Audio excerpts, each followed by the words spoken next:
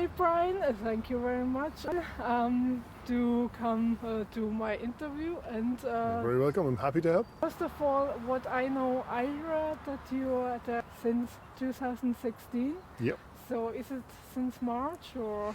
It was March 2016. I think there was an open night for new members in March of 2016. So I said I'd go along and see what happened, and I enjoyed it, and I've been there ever since. I'm still probably a relatively new member, but there've been some members there for over 30 years, so I'm still quite a novice by comparison. But first camera was the 110. That's right, yeah. It was a very 80s kind of thing. It was kind of long and kind of quite narrow.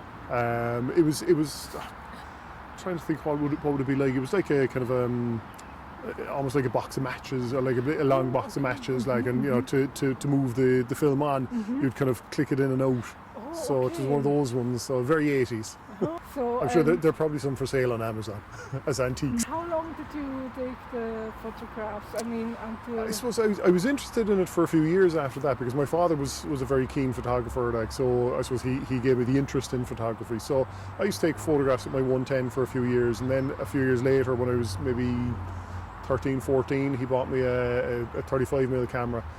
In fact, actually, when I say he bought it, it was, I think it might have been a free gift, or certainly a discounted one with Time magazine, because I used to read Time magazine, so it had a big Time logo on it. So that did me then for years, like, so while I was in later secondary school, up through college, that's what I used, just a lot of holiday snaps, that kind of thing, like, but I had the interest, like, and then he passed away when I was 16, so I inherited one of his cameras. So that's when I started getting more into the SLR photography, and I did that for a few years. But then I suppose life got in the way, as they say, and I kind of stopped taking photographs for a while, except for the odd holiday snap, like. But I wasn't kind of into serious photography for a while after that. But then in more recent years, I suppose since I moved back to Cork actually in 2005. I suppose my creativity started getting back up again, and I started taking more photographs, and then after a few years of that, I saw the ad for the Photography Society, and I joined that, and the rest is history, as they say. And how did you find out about the society? I think I read something about it in the Carrigaline, if memory serves me. There was just a little advertisement saying new members night, and I looked it up online then after, got more details, and came down to St Mary's Hall one March evening, and stayed. That's great. And do you think do you see improvement in your photographs? Definitely. I think I've learned a lot since I joined the society. As well as that, when I joined the society, I had a bridge camera, so I was using one of those, and I suppose I didn't have as much control over the photographs.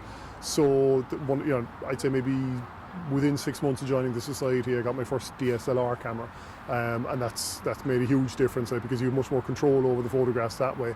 But as well, one of the most interesting things for me was, I assumed when I joined the Photographic Society that Photoshop would be like a dirty word, but what I didn't realise is that Photoshop is actually a part of the process, like in Lightroom and Photoshop, and that there's a whole lot of stuff that goes on after you take the photograph, that almost taking the photograph is almost the start of the process, and then there's a lot of post-processing then after that, and I suppose that's the area that I'm trying to get it into a bit more, like, and I'm getting there slowly but surely, but I suppose my biggest issue really is finding the time to put towards it, like, because there's a lot of time, you need to put a lot of time into not just taking the photographs, but also the post-processing stuff after that, like, and that's where I struggle a little bit, is trying to do that. But I think what I find is that with being part of the society, it kind of it nudges you towards that. It encourages you to kind of spend a bit more time, think a little bit more about what you're doing, and then kind of do some more advanced techniques, like, and certainly what I find is there are some people in the society who are very experienced at all of that, and they help you along in terms of giving you tips and letting you know how to do different things with the photographs. So I think definitely that's been a huge boost to my photography since I joined the society. I saw the book. I mean, I have the book actually. And I was thinking, like, he came in just in the right time as they made it. I have the feeling. Was it done in 2016? Well, I think when I came in 2016, they were working on the book, but it took a while to get everything together and get it actually published. So it was another couple of years after that before it was fully published. So yeah, I was kind of one of the later people into the book, like, but there were other people who joined after I did, I think, who were in the book as well. So, but it was good. It was a kind of a long project, but it was a worthwhile one. I think the book is something we can be really proud of as a society, and the fact that we've been going over 30 years now is great. I mean, it just shows the how good a society it is, really. Exactly, and what I wanted to ask, it's really all the society who made it, who collected stuff. And, So I think everybody, well, maybe not absolutely everybody, but most people who were in the society, even down through the years, so maybe some of them had even left the society by the time the book came along, but they contributed to the book, like, which is great. So it's nice to have that kind of sense of continuity and that sense of establishment, like. So I saw the nice the tree beard. Yeah, that was kind of one of those shots that just kind of it happened to just kind of sit, I just saw the tree and I thought, that looks like a face in the tree, and of course it was around the time of the Lord of the Rings trilogy, so that's why I called it Tree Beard, like. So it was in Kilkenny, in the grounds of the Kilkenny Castle. So we were just up there for a weekend, and we were just wandering around. I had the camera in my hand. I think actually that was taken with the bridge camera. So there was no post production. I had a tiny little bit of post production, maybe not even in Photoshop or Lightroom. It was one of the free programs that I had on my laptop at the time. So I just kind of did a small, tiny little bit of that and changed it to black and white, and it just seemed to work. So. Yeah, it does really, because I also was looking at it and was thinking, like, it's really. Yeah, on spot actually. Yeah. By the way, do you often have then like a bit of imagination also in there when you see something, or? I suppose that's the one thing I like about photography, and the creativity that you need to have. That you start looking at things in a slightly different way. I think sometimes to the detriment, because sometimes my wife will say if we're going for a walk, just leave the camera behind, like, so we just let's just have a walk, because if I have the camera with me, Mom's kind of looking around and saying, okay, that's that one, look at that, and I'm stopping and taking a photograph. And the other one is at St. John's Point. I also like this one. Yeah, that's in Donegal. Again, we were just there for a weekend a few years ago, and I liked the way the beach was laid out. So I just kind of got down low. I basically lay down on the sand for that, like, and I was thinking that you must be on a lower angle, because it's really. But I kind of went through a phase of kind of low angle shots, like, so I have a few of those at home, like. So. I'm also a very new member, and when I see the photographs from the older ones, I'm sometimes really like, oh my god. I feel that way too. Comes with experience. I mean, some of those guys have been at it for 20, 30 years, so I suppose there's hope for us yet. And I think what I find is the biggest difference between, well, I think one of the biggest differences between their photographs and like yours and mine would be the post-production stuff. I mean, they know every trick in the book, like in terms of dodging and burning and cropping and putting things in, taking things out, layers, all these kind of things. That's where I'm really kind of only starting to understand all of that stuff. So I think that there's a lot. I have a lot to learn on that side of things. So I mean, my photographs are still quite raw in some ways, whereas I look at those and kind of think, I'd like to be able to do something like that. There are every second Tuesday there are meetings, and every Wednesday. The last Wednesday of every month, I know the second Tuesday of most months, not over the summer, but most other months. Then true, exactly. Because in summer there are some field trips as well. Exactly. And there are always coming. How often are there people coming in and talking? New members in the Tuesdays? On the Tuesdays, it very much varies. Like, I suppose it depends on what people have on. Like, but we'd usually get maybe somewhere between 8 and 12 on a Tuesday. So it's good. The competitions, exactly. There is also the Rose Bowl. The Rose Bowl at the end of August, so that's kind of a standalone competition, so it's good. But I suppose that's another thing that I suppose, it really pushes you to work in print form as well, because when I joined the society first, I didn't actually print a whole lot. Most of the photographs were for projection. Whereas now more recently we've tried to kind of encourage people to go with the printed media. So it's more about the photograph than then it's, well, it might be wrong to say it's more about the photograph than the image. I mean, obviously the image is part of the photograph, but it's also about the printing and making sure that everything looks well when it's printed up in hard copy, because sometimes it can look quite different on screen, whereas in the printed copy, you need to do a little bit more work on it then as well, just to make sure that it comes out properly. So it's another layer to the process. So. That's true. Yeah, that's true. So, and what I also know, there is then a really big one at the end of the year of the society. Yeah, so the end of year competition. So that's kind of the last couple of instalments of the league, plus the best colour photograph, best black and white photograph, and best essay.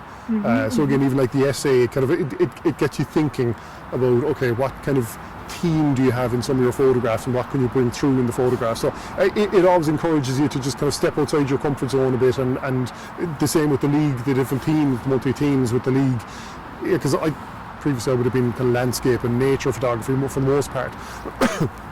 But some of the themes, I'm sitting there thinking, okay, what in the name of God am I going to photograph here? But it makes you think about what to photograph, and it kind of pushes you a little bit. So I think that's good. It helps you to learn different styles of photography and different techniques and that. So it's all about the learning process, really.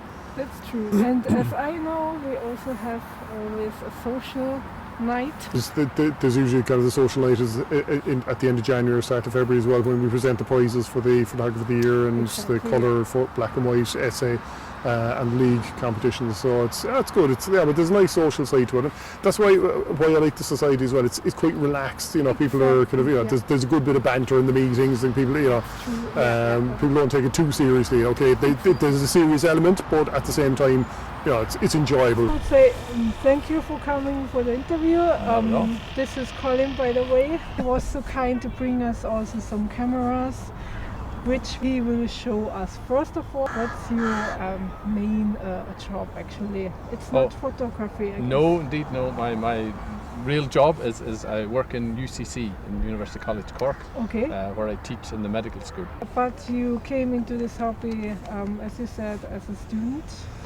Yes, well, I suppose even when I was at school, there was a photographic society in the school I went to. Nice. I was a member of the photographic school. So that's when I first started interested, but that was back in the old days before digital. Really, even colour photography was very difficult and expensive then. So we did a lot of black and white. And then then after I left school and went to college, I didn't really have so much time for photography, and then I got busy with my job, and it's only recently, or at least in the last 10 years or so, I came back to photography as a hobby, and now do it, as I say, as a hobby. I remember that we had also another chat once. You are not originally from Cork, is that No, indeed not. I'm from the north of Ireland, yes, from County Tyrone.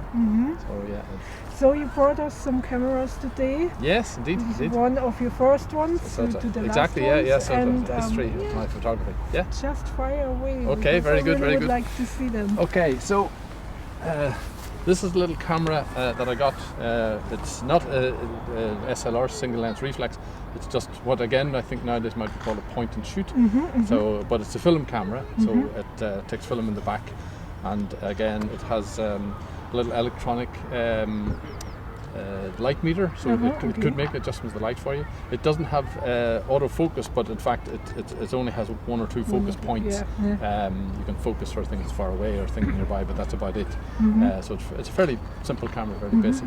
But I bought it when I went to America as a student when I was in college. That was again an early camera, not my very first. I don't know where the one I had when I was at school. That's long since gone. It was a brand called Helena, which was a popular brand in those days. This is Petri, not a brand I know now either. So that was one of my early cameras, shall we say. And then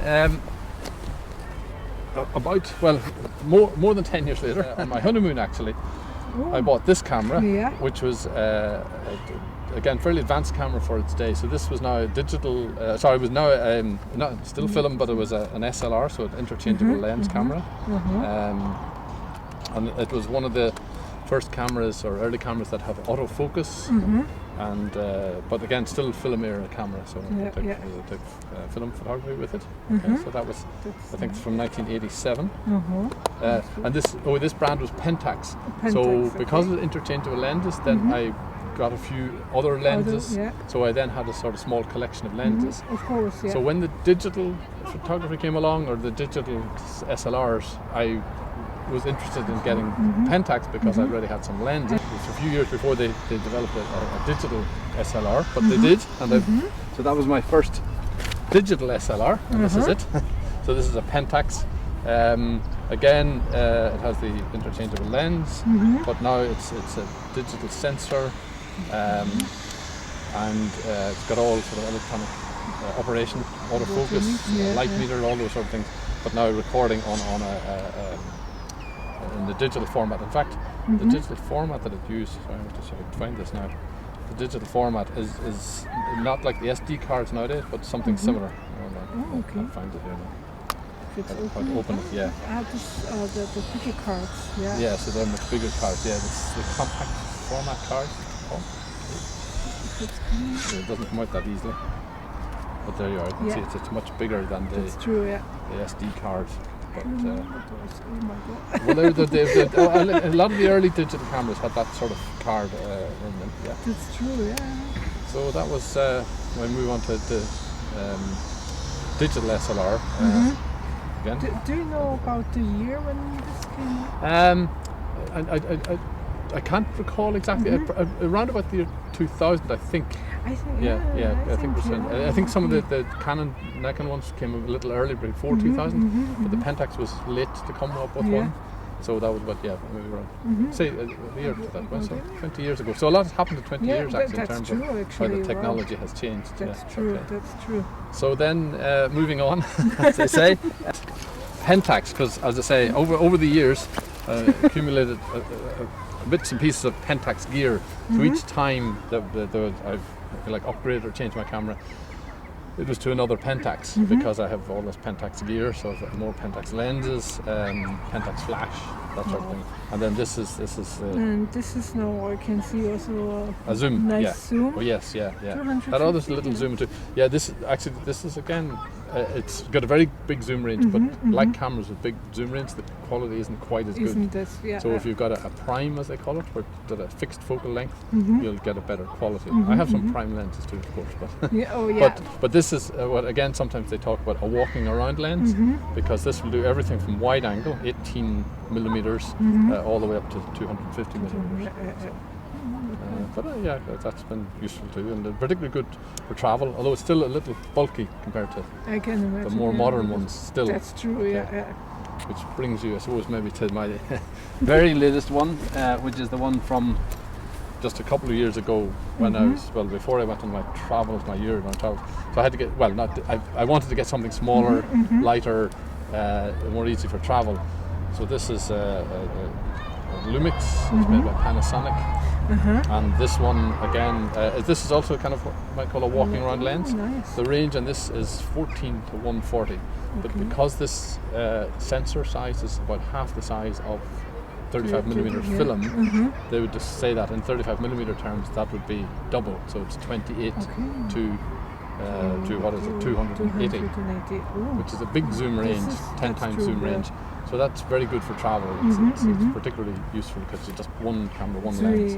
But it can also take other lenses. But it really looks very handy and still although kind of a range, because to be honest, I have also something for traveling or fast traveling. This is my camera which I use normally. I don't have as many, to be honest, but I have this one. It's a Sony, exactly. I bought it at this days already, a second hand, but I still love it. The only thing is the battery isn't lasting as long anymore. But I still get very nice pictures out of it. So I a lot really of modern like it. technology like that. The batteries. That's true. That's anyway. But as I said, it's about 10 years old, so I don't mind it. It's really, really nice. I really love it. Very good. it's really handy as well when you know how to do it.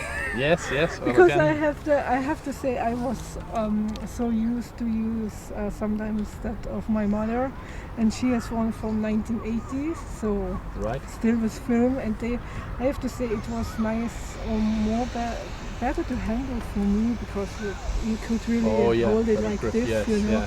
And You can see that with the old Pentax as well, yeah. it's true, big old Pentax, even though, as I say, it's film, but it's bigger grip. But then this is much more sort of handy, pocketable. exactly. And as this is the sort of travel lens, but actually the lens that comes with it, what they call the kit lens, is very neat. Nice. That's really So this good. makes it completely pocketable, as they would say.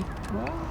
So you see, now when you turn this on, the lens comes out, Oh, that's so great. that it shoots away. Great. Because I know you see my bird photographs. Yeah, Yes. exactly. So for that, and this is my most expensive piece of equipment. Well, it was when I bought it. yeah. But this is to get that sort of bird images that you can make up that large. Exactly, that was. You need something like. So this goes well. Again, it's rated in 35mm terms, but it goes up to 500 mils. Wow. Yeah. And then if you put it on this sensor, the sensor is not a 35mm sensor. Yeah. It's about 1.4 times the Yeah. zoom range, if you like. So that brings up to like about, what is that, 720 or something Wow. equivalent. That's really a lot, yeah. So that's a really long reach, if you like, long zoom. That's true. Yeah. But you can see it's a big. Here you can feel That's it. It's a big heavy lens, Whoa. and you put that on your camera. It's very big, but That's really wow. of course, so this goes on On this one. something like this, yeah, Wow. and then Then you that's how you get the reach, as they call it. Get Yeah. those, to get those images. for Yeah, exactly. photography Because I and was anyway thinking how you did it. Yes. Because they were so close, but I think you weren't that close to them. Or Well, I was close Quite too, off, but yeah. but even if you're very Even close then, to yeah. get that the amount of frame filling, exactly. you need a really big lens. That's true because But again, of course, that's where this hobby gets very expensive, because as you can see, my two favorite styles are landscape, which requires wide-angle lenses, but then nature, wildlife. But then wildlife needs big, heavy zoom lenses. Yeah. No. No, I guess no. It's really all covered. I would say, yeah. And I would say thank you.